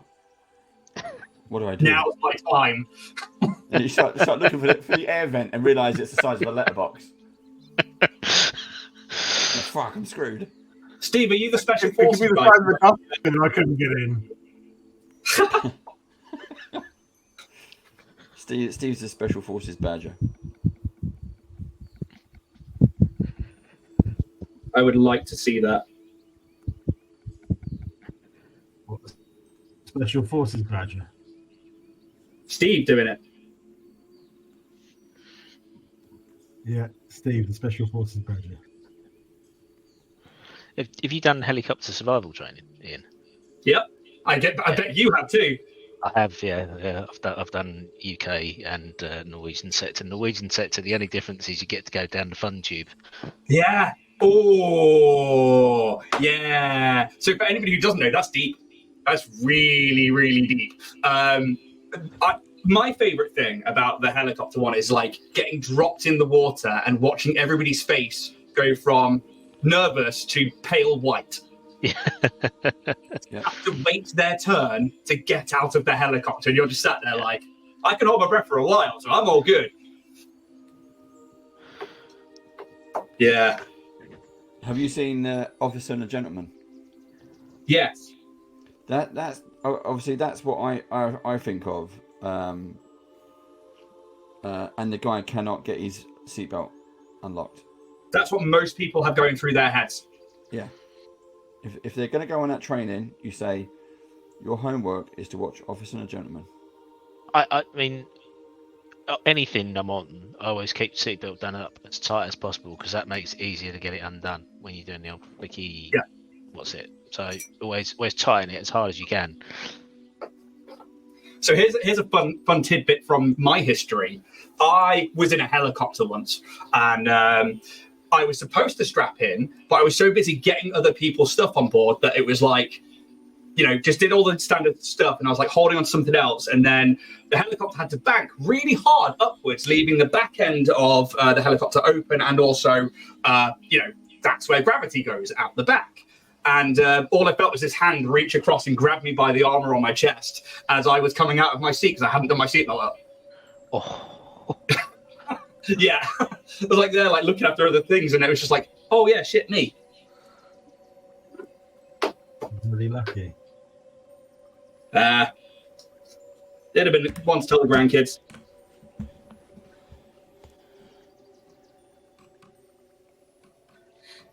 Fluffy Cat Proof says, how are Dave and Rich not wearing jumpers?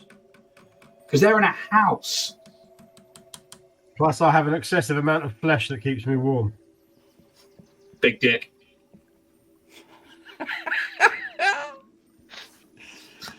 Oh, dear. That's his name.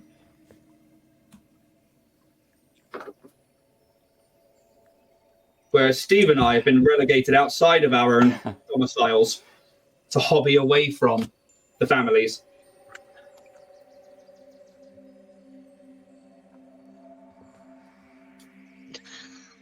The sometimes DM says it was replying to Fluffy Cat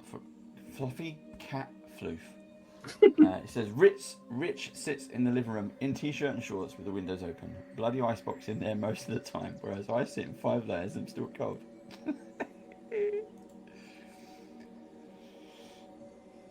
It happens.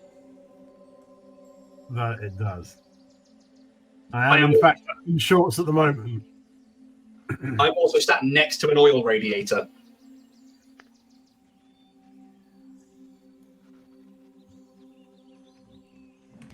Right, it is 10:35. So we are gonna wrap up at the top of the hour. So we have 25 minutes to go. 25 minutes to go. So at that, No, that is when we get on close school to day. that, yeah, we're gonna step things up a bit when we get there, when we get close to it.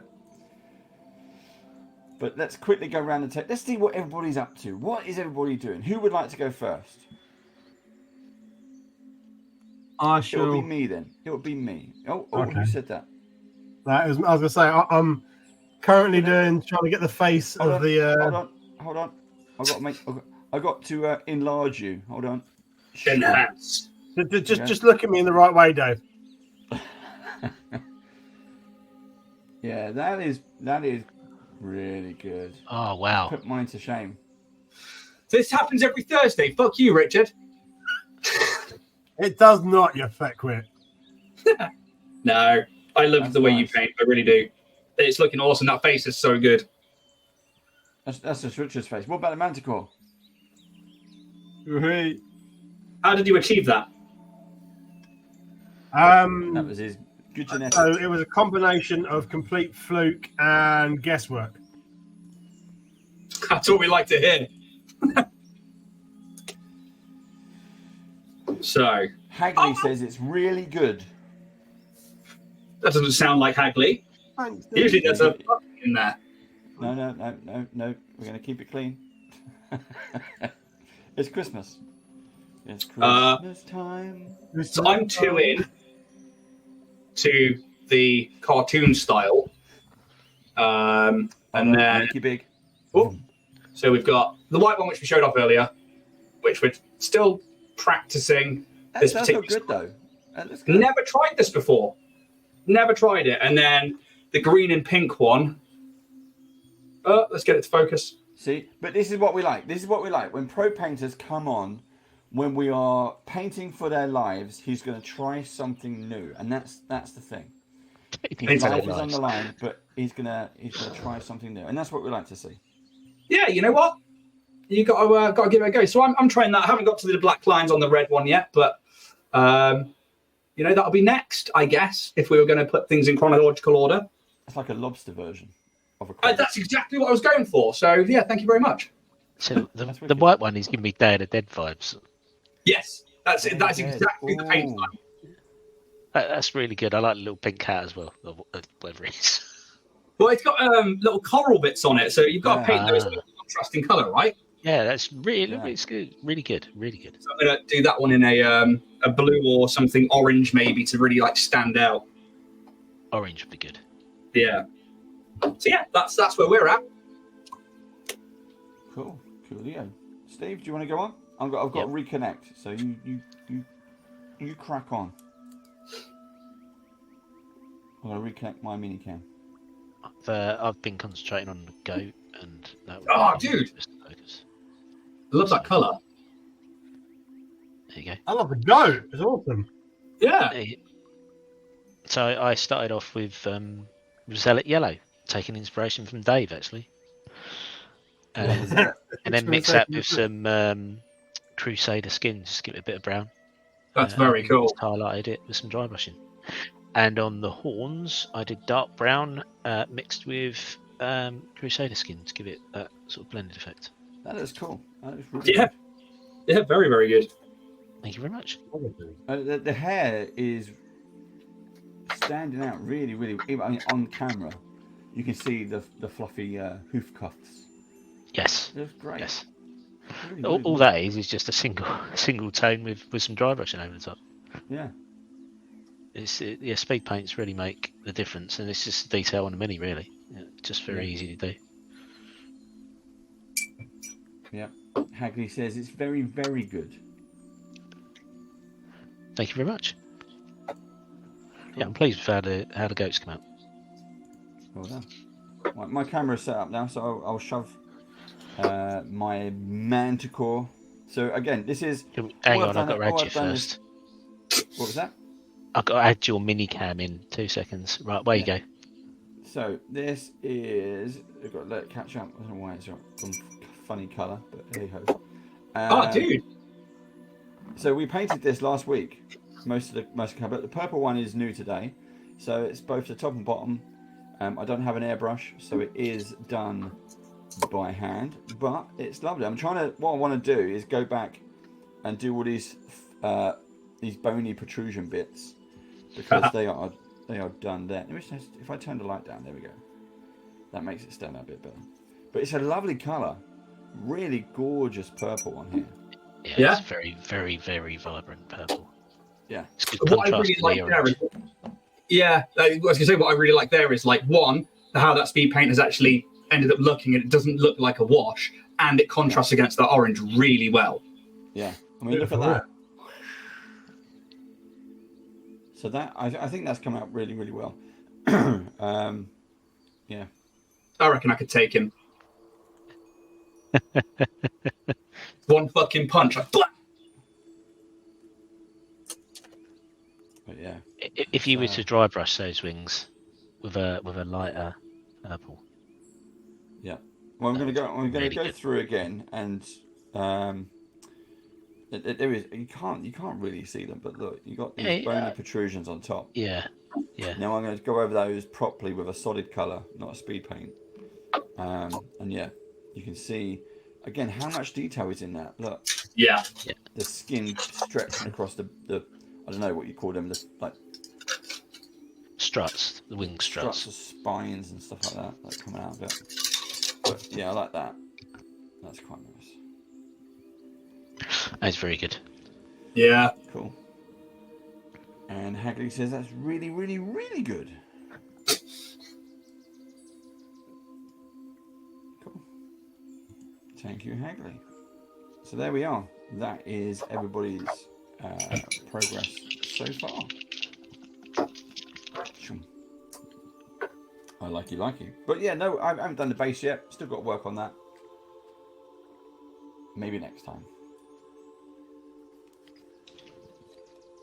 When is next time? 2024.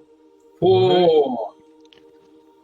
We will be. I need to have a chat with Steve after this actually, but I think we're mostly there with quarter one. I think we're mostly there. We're trying to make some extra space. So Ian has had his. Have I got mine here? I don't think I've got mine here. Zoontalis. The Zoontalis, yes. Yeah, I've got mine. If you want me, I can show them on the screen. Yeah, mine are in the house. What ones did you get, Steve? I got the Barbarian Badger, the Wizard Badger, and the Soldier Badger, and I got an axolotl as well. Axolotl Ranger. Nice. Oh, nice. Yeah, I don't know why I'm holding up to a little camera. There's that one there. There's the Axolotl Ranger. Yeah. So I got the axolotl set as well, and they're so fucking cute. And like my kids, especially my 10-year-old who has axolotls, was like, "Oh my god!" But I was like, "I'll get the game. Don't worry." And yes, you can play as the axolotls. Because my eldest loves axolotls. Yeah, but because they just released as well, I think the images of the mouse artificers, and I was like, "Well, I need those." I thought the Barbarian was really good. I really like the Barbarian Badger. Yeah, they're really lovely minis as well. We'll get Ian back on. What are these from? So this is Andy from Dice Heads, and he's got a game that he's produced or created called Zoontalis. Oh, these ones, did you find out if they do the STL files for these? Yeah, they do. Yeah, but he does it with a shop. So Steve, what's the name on the box? It's onlygames.co.uk. Yeah. So you can buy them from that, and they will print. I don't know if he's doing the STLs directly, but that I can put you in touch with him, and you can find out. Yes, I would find. Artwork is great as well. Yeah. Yeah, we're going to set up a date when we can all get together, and Ian will be there, Andy will be there, and we can catch up and paint some minis. Yeah, in all fairness, like having both Steamforge and these come through this week was just like, these are all great minis. Yeah, really, really nice minis. Like, I'm not knocking WizKids or anything because they have to do them for quite cheap, because that's the whole point of being able to get minis out on the market. But when you get something like this through and it's like, wow, this is on another level of detail. Clean as well, very clean. Yeah. I haven't found a sprue mark yet or a print mark.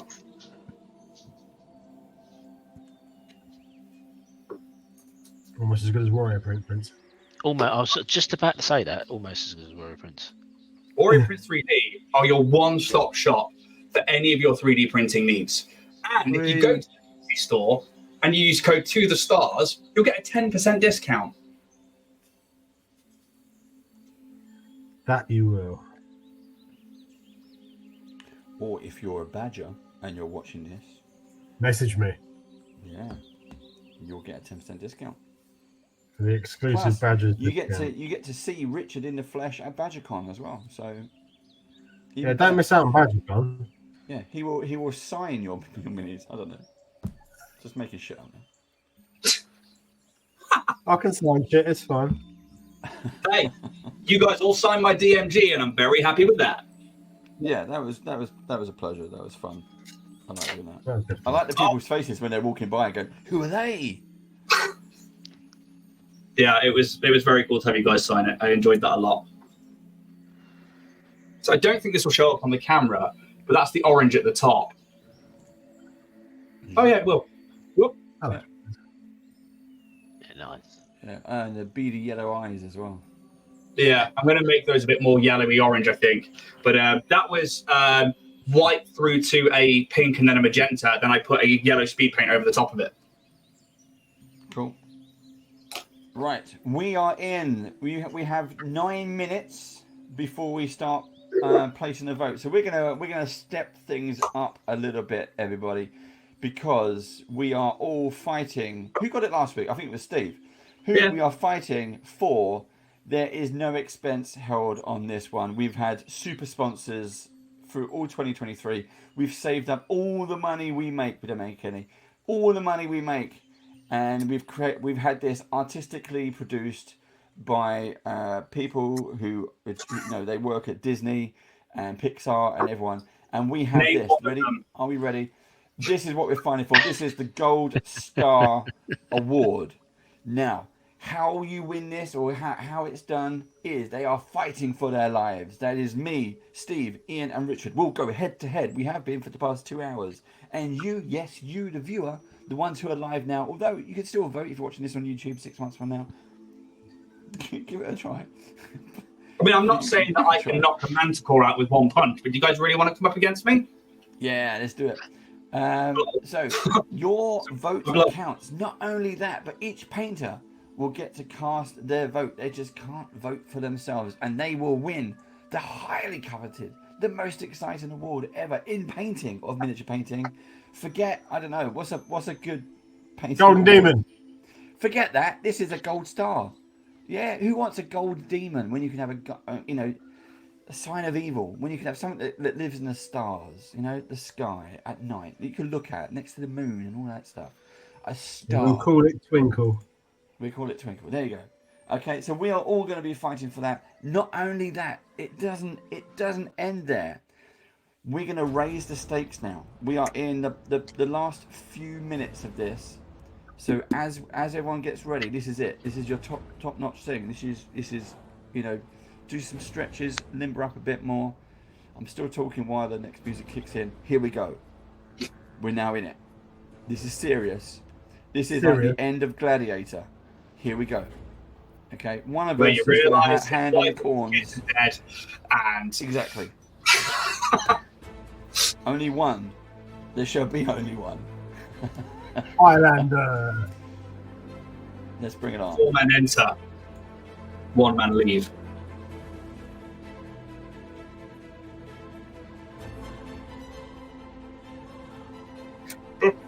Okay, Fluffy Cat Proof. She says Ian.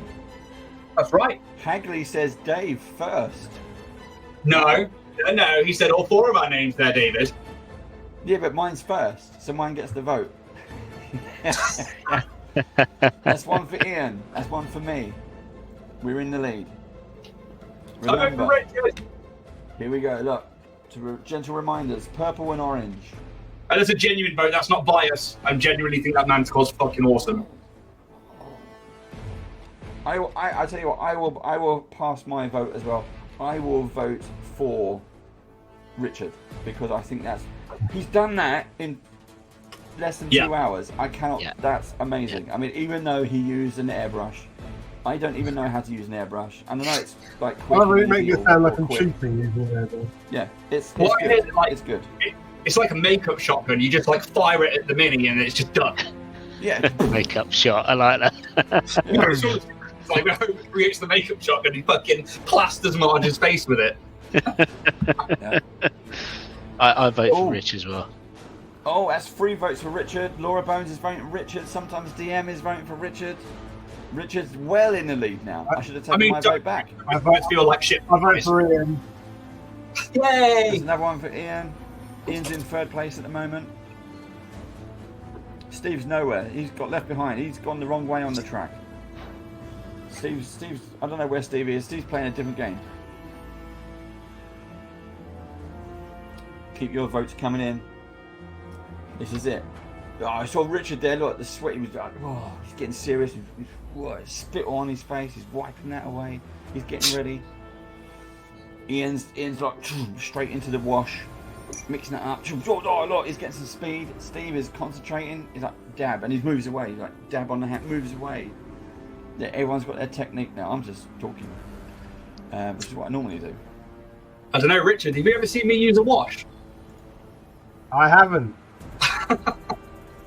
Not a wash. I mean the paint wash. A bowl of water.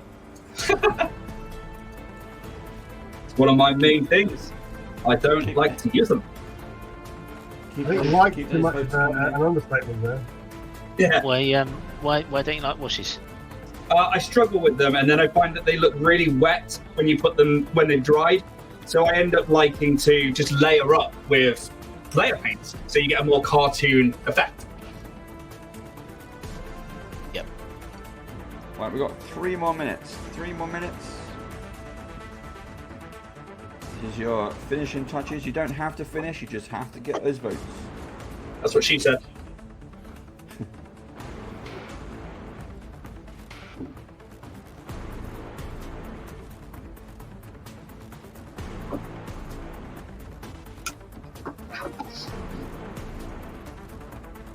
See, the problem as well with this music is I can only think of Dragonlance. Dun, dun, dun. And I go Dragonlance. straight into the Dragonlance will be back next year. mind, and I just want to be like, who the fuck do I need to buff or counterspell?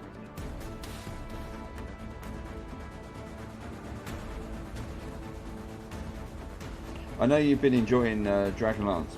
Are you looking for it to? Have you missed it? Have you missed Yeah. it? I have, weirdly. Oh, and it's been one of my favorite campaigns I've ever played in.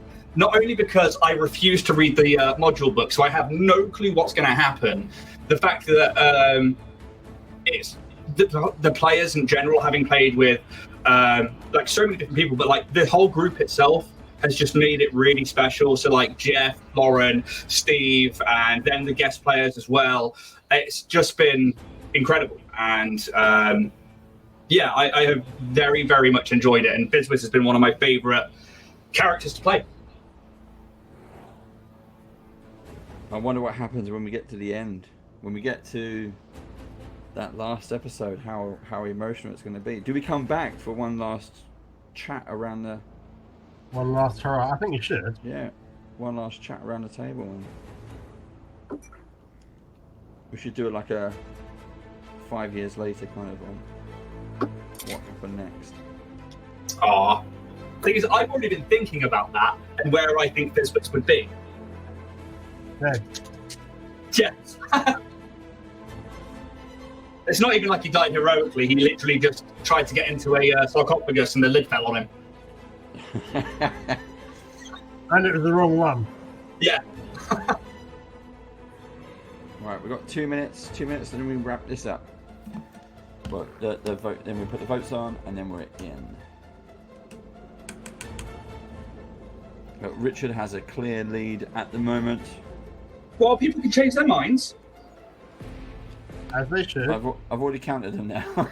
If you change your mind, I'm just gonna do it all over again. I'm not doing maths twice. This isn't school. I can only hold one number in my head. Dave. Where's the other broom?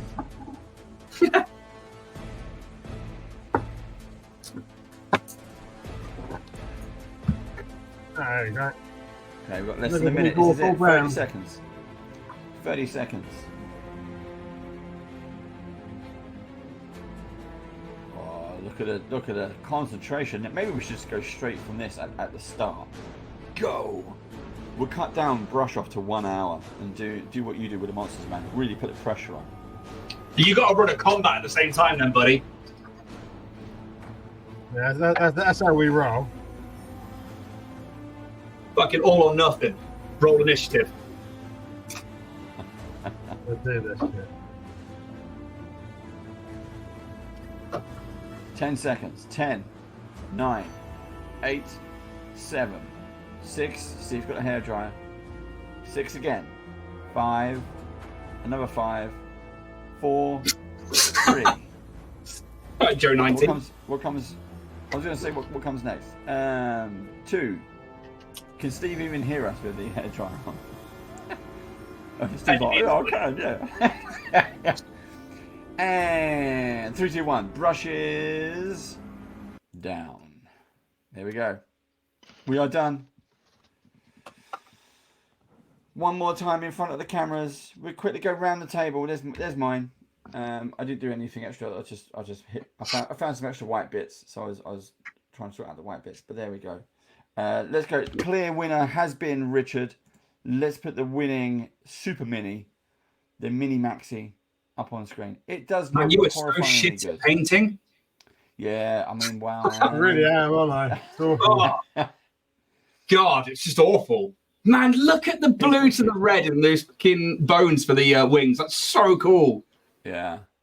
So what would you say that's finished or table ready, or what would you like to do to it next?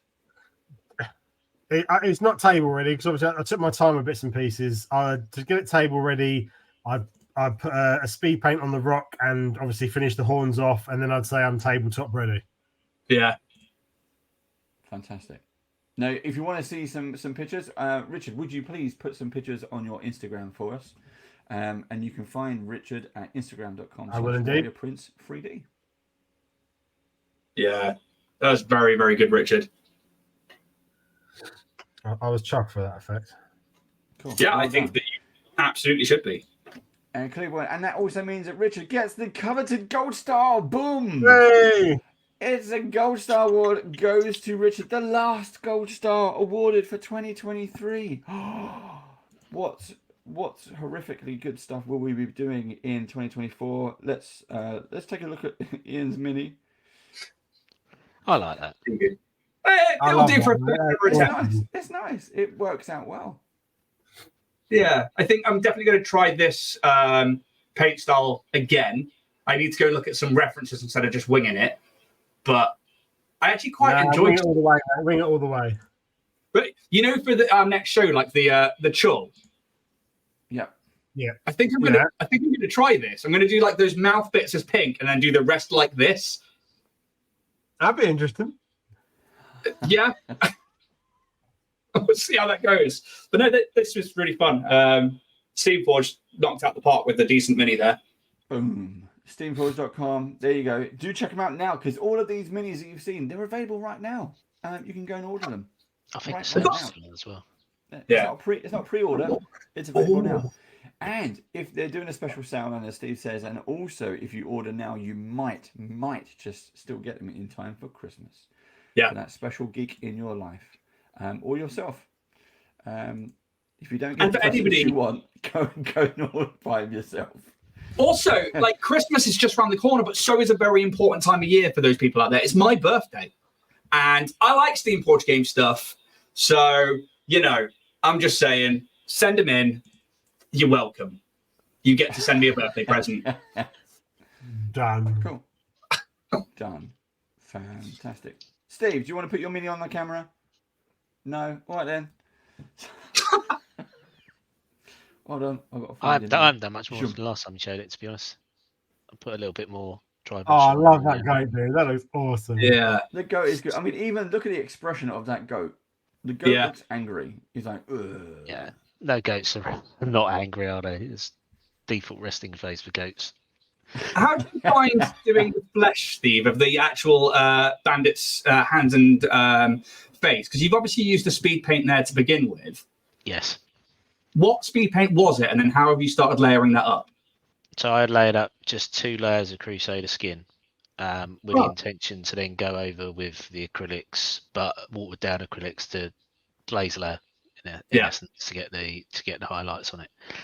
There isn't that much skin because I originally got that out because I wanted to do the whole arm. Then I noticed he was actually wearing a jacket, so, Yeah. so it's just a hand in the face in the end. But yeah, that would be what I would have done had there been more. Is to just glaze layer up with a bit of pink and a bit of bone white. That's normally my favourite way of Yeah. highlighting flesh. I simply ask because I don't tend to go for a speed paint when it comes to flesh because I'm not used to them. I tend to just layer up in my kind of like 3-tier kind of thing, but that's really, really effective. I just find it a really like not wanting to use wash. It's a great way of reverse washing, if that makes sense. Yeah. So that's why you get really, really good high contrast, which is like that's paint style I like. Yeah. Cool. Right, we're going to leave it there, folks. We will see you all in not just next episode, but the new year, 2024. This is the last Badger show completely. Do join us. Make sure to like and subscribe to our YouTube channel, please. And we have more campaigns, more interviews, more great British brush offices. Great British brush offs would probably Brush offices. brush Brush offs. off. Just brush offs. Offs. Offices. Offices. Is it offers? Offers? I don't know. But we have new shows as well. Many new shows coming. Many new things around the corner. Hopefully, it will all be good. But until then, we'll see you. Merry Christmas. Yeah, Merry Christmas. Steve's gone already. I would normally say. Why? I deflated him. That's what it is. We've hit 11 o'clock. I've just gone back into the seat. We've got. We're normally I say we'll see you on the other side, but I guess we'll see you in 2024. Yeah. New things, hopefully bigger, better, badder. I don't know. I'll see you on the other side. Be good. Yes, guys. Thank you. Happy New Year. Happy New Year. Bye.